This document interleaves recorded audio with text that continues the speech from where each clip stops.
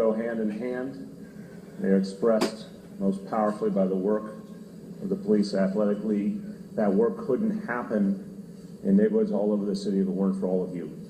I want to thank you for doing the right thing by our city, by helping us come together and move forward. And I have to say, Bob Morgenthau, I love that story you just told.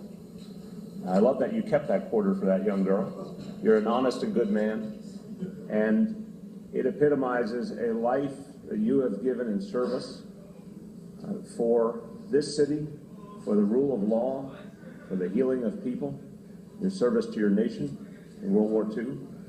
I can't think of a man who epitomizes public service and all that we hope to build together more than Bob Morgenthau. Let's thank him again.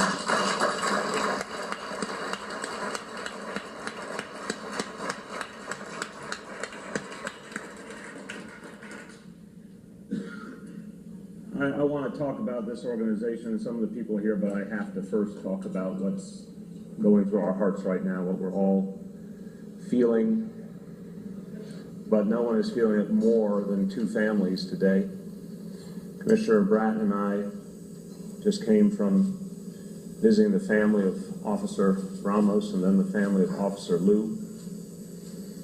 And we began that journey with them a few nights ago in the hospital when they experienced the worst possible moment any family could. With no warning, their loved one was gone.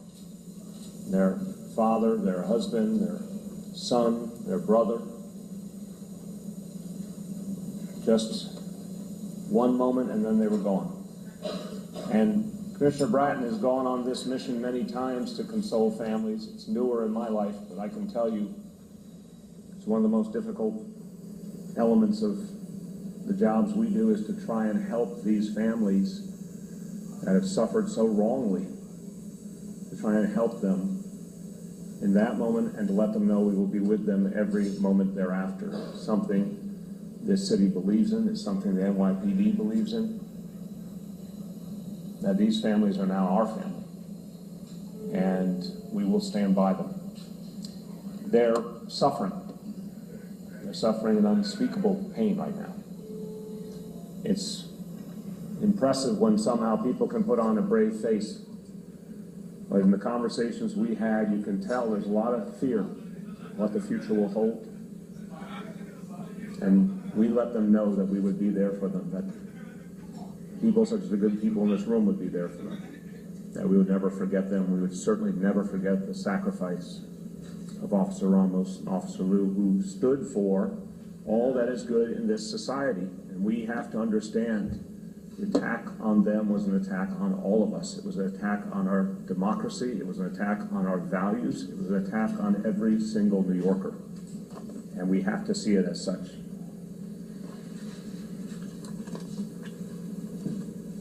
There's a lot of pain, and it's so hard to make sense of it.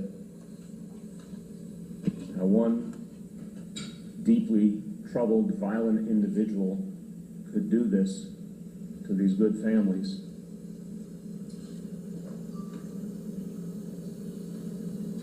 And I think it's a time for everyone to take stock that there are things that unite us, there are things that we hold dear together as New Yorkers, as Americans.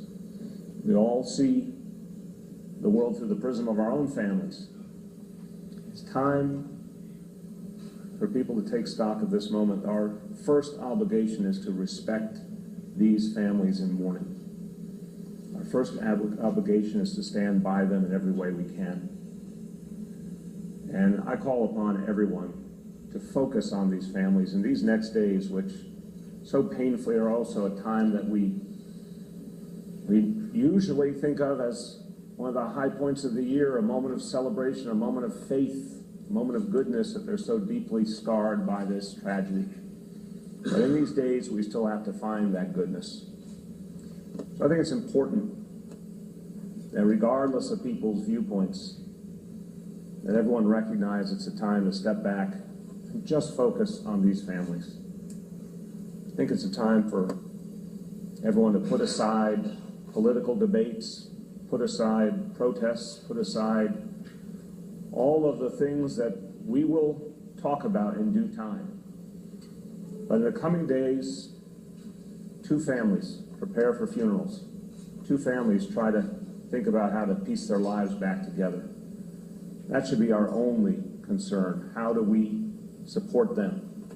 So I'd ask any organizations that were planning events or gatherings that are about politics and protest, that could be for another day.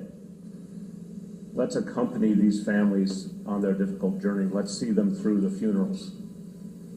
Then debate can begin again, but until that time, it is our obligation to respect them.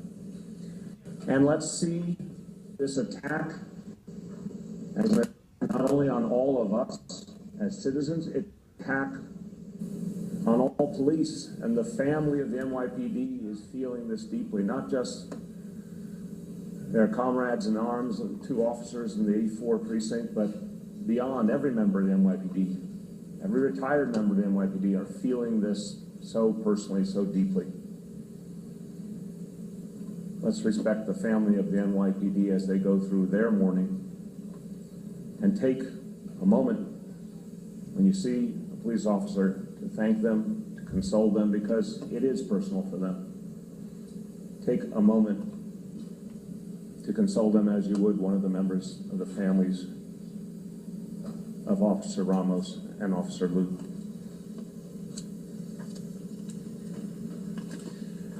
I want to talk about this organization because I think in the work you do is a message to all of us about where we need to go. All right, so there's the mayor of